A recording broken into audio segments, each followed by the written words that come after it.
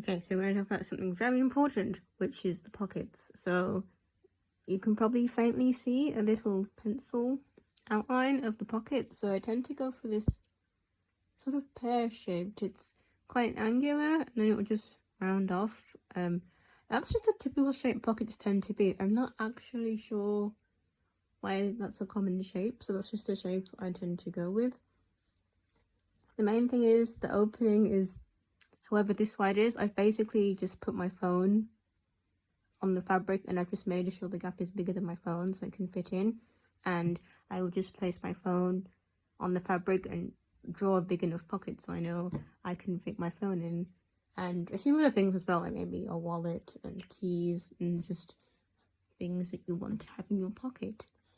So simple pear-shaped kind of shaped pocket. Make it as big or as small as you want. I'm making mine quite big because I want a big pocket. And we're going to cut out 4 of these. So I've got 2 bits of scrap here. So this will be sewn to make 1 pocket, and I will just find some more scraps and make the next one. Just basically, yeah. One thing to think about is because this is quite a big pocket, you might need some sort of reinforcement or something.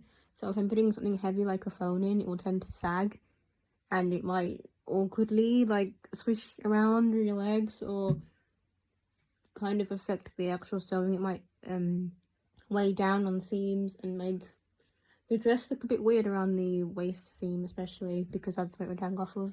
So I'm probably going to need some form of reinforcement, maybe a waist tape or something.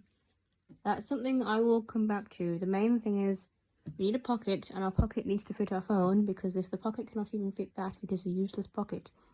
So yeah, I'll be back when the pockets are pocketed. Yeah.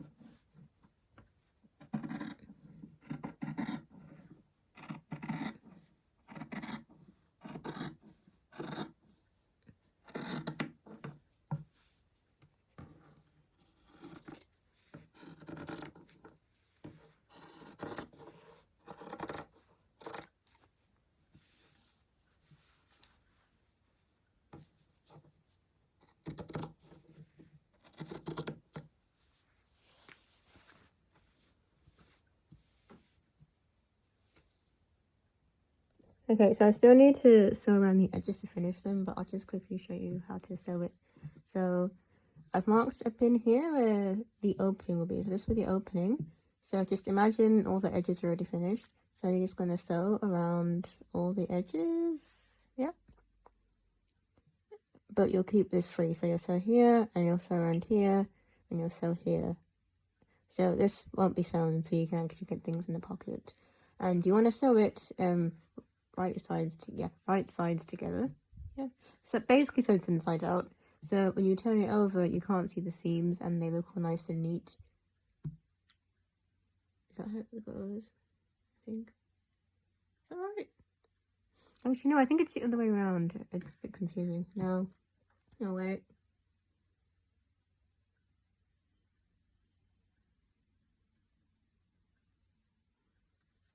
No, wait, that is right, because the nice hidden seams will still be on the pattern side, and the pattern side is the side you'll see and you'll put your things in, because then it will be a sort of continuation of the dress pattern itself. So right sides together, sew around the corners, leave an opening.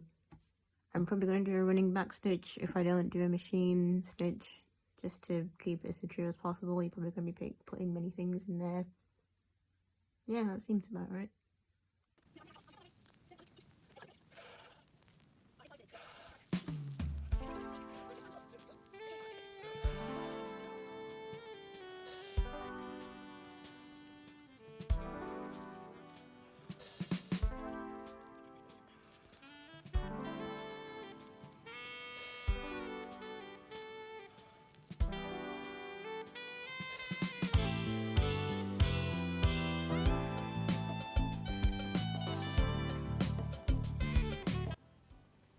So I've just tried it on for size and fit, so it doesn't have any closures in, so it's going to be a bit gappy here. But if you look at where the waist falls, it seems to be pretty good. If I just pinch it there, it will like come to a close. There's a bit of creasing, it seems, but I'm hoping once we like finish sewing the top, it will sort out, because you can see the top that needs a closure in it, so it is like causing a lot of weird shaping. But with the shapewear I've got on, it seems fine. The sleeves are on the short side, and that's, I think, when I actually made the pattern, I actually wanted to have a bit of like my wrist showing. I just thought that looked nice and made me look a bit less drowned in fabric, if that makes sense. So at the moment it seems alright. I'm just gonna sew this waist seam properly now, attach it better, and then we're just gonna put the closure on this, which I think is gonna be snap buttons, and then there's gonna be a zip down here, and then that should be it. Yeah. And there seems to be a bit of like a crease here, and I think if you look at Victorian bodices from, I think it's the natural form era, but around the latter half of the end, they often put padding around here because it's just a natural crease you would get. So if there's a weird crease around this area, I'll just put a little pad in and just sew it in to the bodice itself, and then that should alleviate that problem.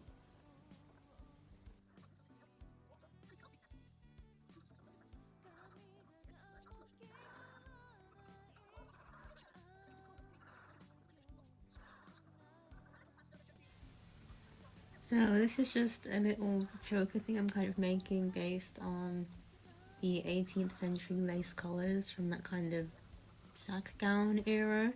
So I think it's kind of the middle of the 18th century kind of. So you pretty much just go in, running stitch, gathering stitch, and then you just kind of pull the lace to the to the length of your neck, and then you're just gonna sew some ribbons on the end so you can actually tie it to you. And I've just decided to get some name beads, no, what they're called, letter jewel thingies, so I can sew my name in mine. Again, just pretty simple hand stitching. This is just something fun I wanted to experiment with, and I think it looks okay.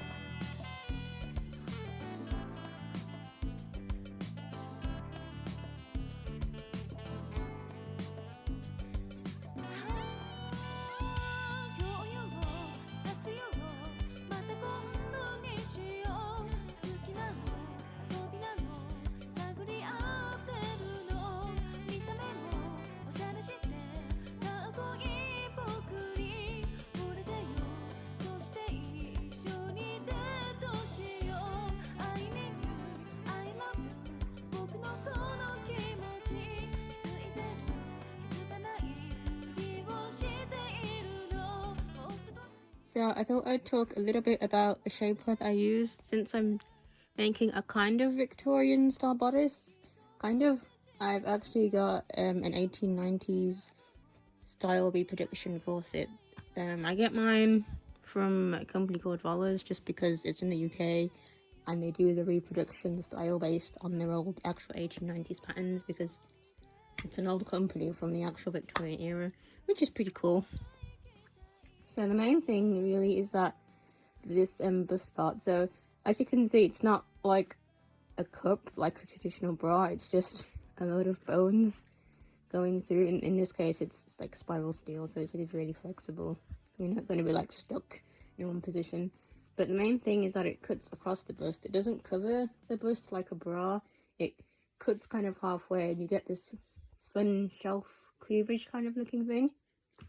But when you have all like the other layers on top and like the over bust, no, corset cover, that's what it's called, and all like the other layers, it kind of rounds out, and that's how I get that very structured kind of Victorian looking style when I have the bodice on.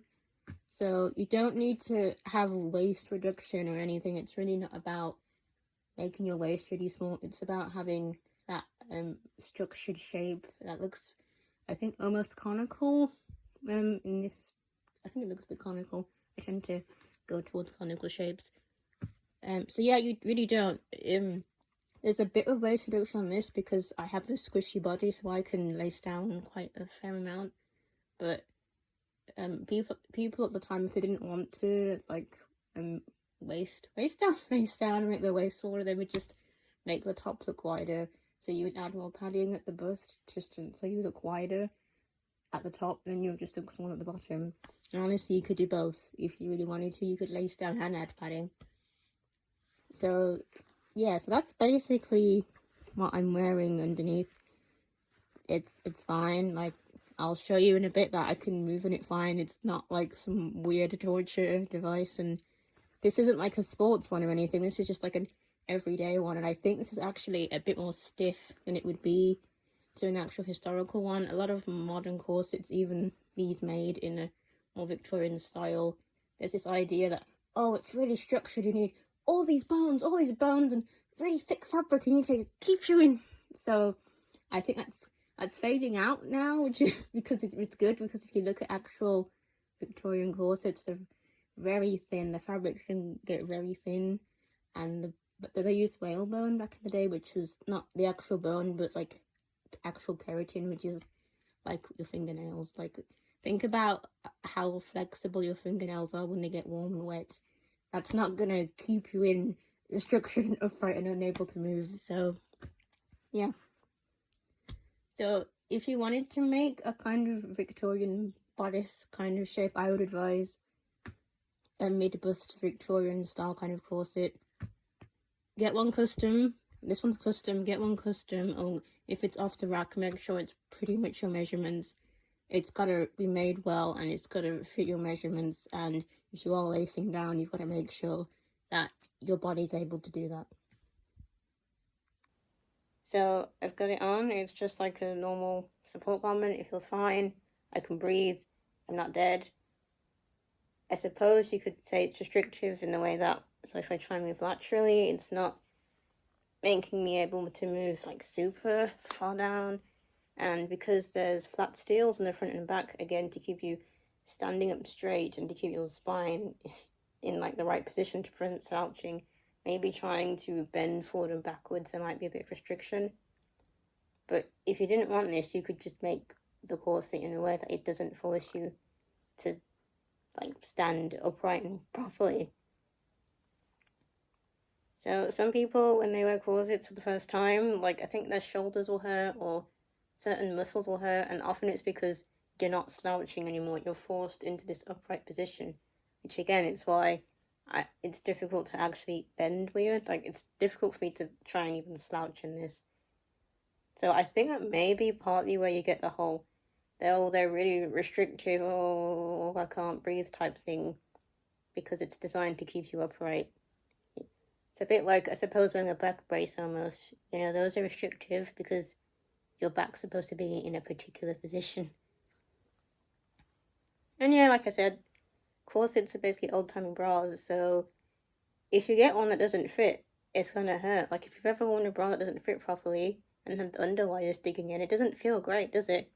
You're not gonna die, but oh boy, does it feel like you are. And we're done. I think it looks pretty good. It looks quite old school, which for me is like very typical. I thought it would look a bit more kind of Taobao almost, with how modern Taobao is going, but I don't know, I still think it looks kind of old school. Maybe it's with the plain white socks I've got on. And here I'm just touching my toes, just moving around, just showing you, even though I have a corset on, I'm not dead, I can move. And here I'm just going to do the leg over the head thing. I know this has a name, I don't know what the name is. This is just to show you that I can still move. I have a dancer background, so this is pretty easy for me anyway, but even the corset on, it's fine. I can move my hands over my head, and that's because the arm's eyes are quite high on the bodice, which is a more historical thing to do. So when the arm's eye is a bit higher, it's a bit easier to move your arms up without the whole bodice completely moving up and just looking a bit messy. And yeah, I'm just moving around doing some kind of classic lolita poses, I suppose. And yeah, that's it. So yeah. So I hope you enjoyed, and I hope this inspires you to try and make some lolita dresses of your own. And just go and have fun doing the thing. Okay, bye.